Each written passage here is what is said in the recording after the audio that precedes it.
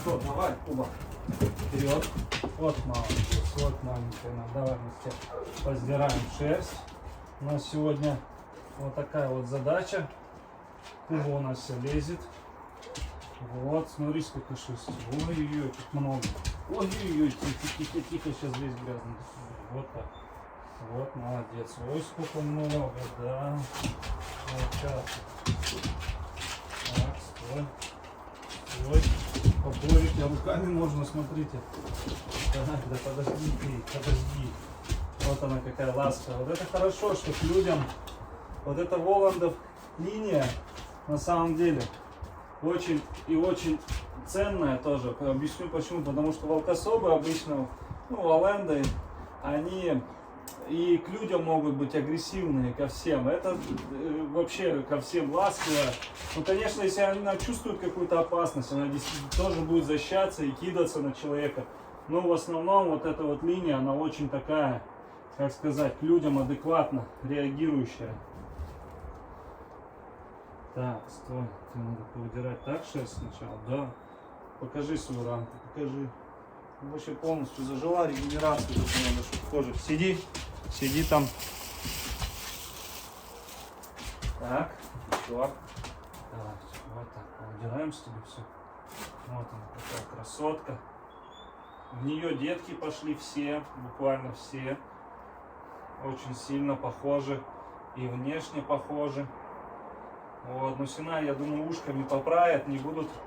У нее и так не было особо уш больших, но есть просто вообще такие лопоухие Воланды и лайки, именно белые. А это поправит, у нее ушки не были такими большими еще. Сейчас Синайчик поправил, и все, и будут вообще. И сейчас они, потом расцветут, как лебеди будут. Очень красивые. Че у тебя там все ушло?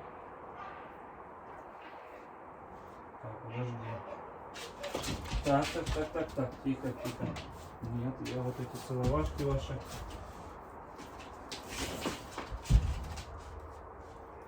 Вот. Да, больно? Ну смотрите, сколько шерсти. Так что, дорогие друзья, можно будет какие-то или сувениры придумать. Мы думали и на футболке делать, из ниток специально. Но это сначала надо сделать. Из ниток шерстяных какие-то, может, узор волка или просто бантик какой-то на футболочке. Давай, идем дальше. Давай. Смотри, сколько. Ай, блин. Вот вообще и болевой порог у них очень сильно снижен. Он ударилась в локоть, у меня локоть, рука отнялась, а ей хоть бы хны даже не завизжала. И вот в драке также будет. Просто сумасшедший. Бойцовская линия. Ну что ты, Кубочка. Давай, сейчас улёгнемся.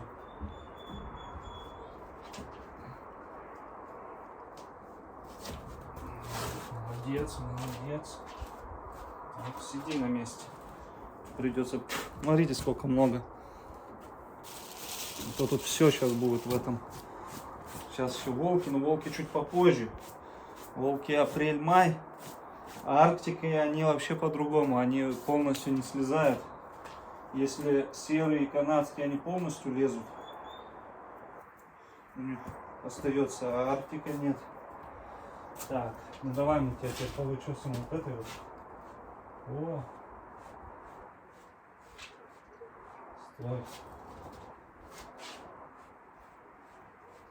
Вот, молодец, стой.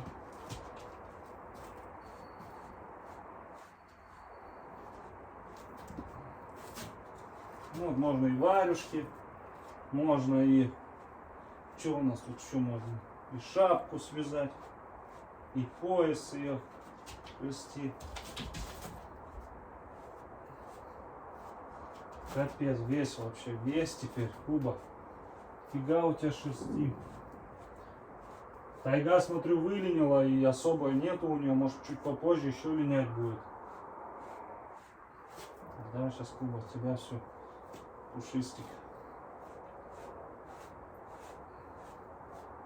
Витамин тебе подавать надо.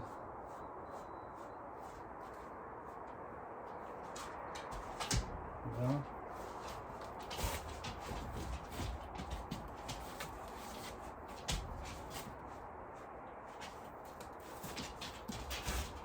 Вот, смотрите, еще вон сколько. Походу вообще немерено шерсти будет. Но я думаю, за недельку ее повычесывать, если так каждый день. Нормально будет, да, Куба?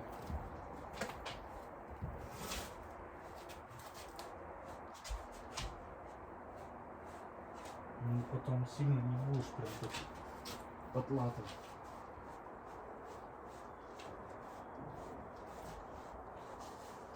Вон, стой на месте, стой, Куба.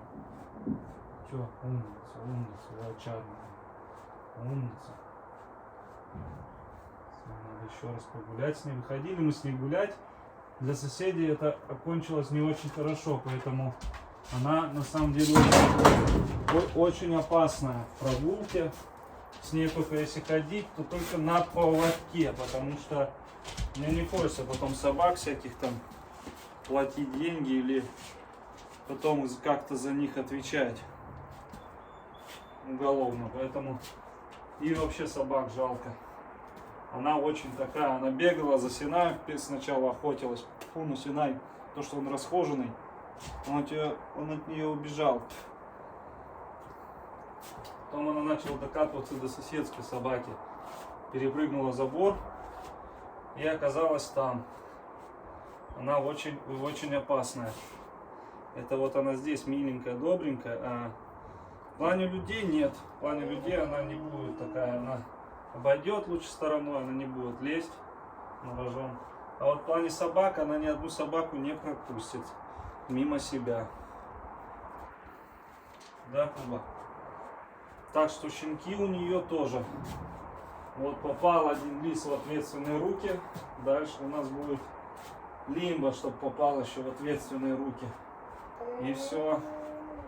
Потому что Лимбу тоже много кто хочет купить, но не всем могу продать. Вот видите, вы даже сами, я думаю, посмотрели по ютубу, какие животные вообще, точнее, какие хозяева, каким хозяевам уходят наши щенки. Я показываю вам всем, что они уходят не просто куда-то в обычные руки, и их может купить любой. Нет, их любой не может купить. Строгий отбор, как и говорил. Ну и слава богу, находятся такие люди. Вот так вот. Вот так вот, да. Надо, чуть-чуть надо. Вот оно. Сейчас ты красавица станешь.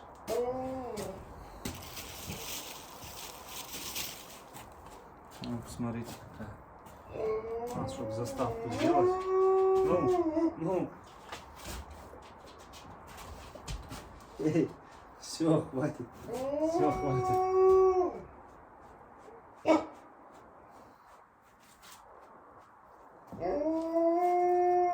Все, зима прошла, вот им бы, вот именно белым, климат такой еще суровее, еще севернее, да, еще суровее, еще севернее, чтобы вообще там, вот белые именно они вот, хотя белые собаки тоже, они жару очень хорошо переносят, они просто вот эта линия одета очень хорошо, и Синай хорошо одет, и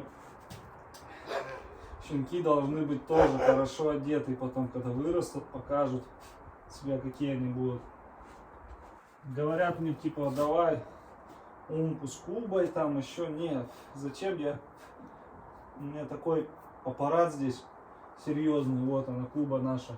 Такая серьезная дама, ей нужно просто жениха находить, с которым она будет жить. И уже дубль вязки, чтобы происходили. Она еще молодая, 6 лет. Еще года 3 она может спокойно рожать.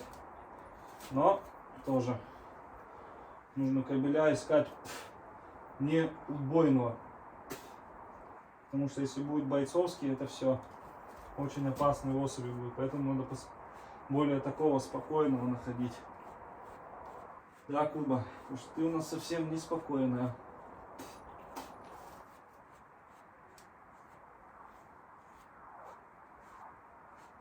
Дамочка. Смотрел я фильм с дочкой, какой-то новый про волка и льва. про волчонка и львенка. Вот там волчица была, очень похожа на Кубу.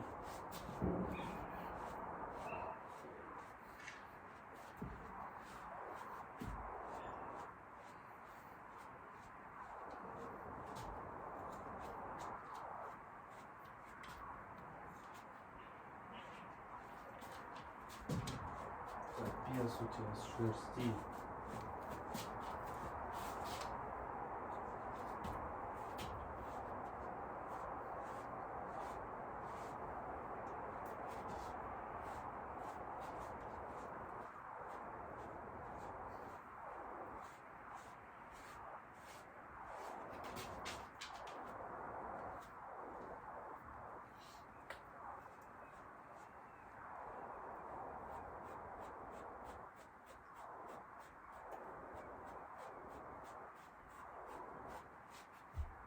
Ого, красота какая.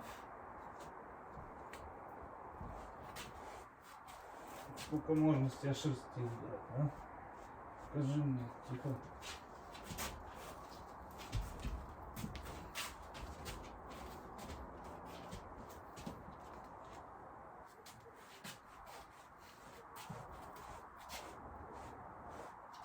О,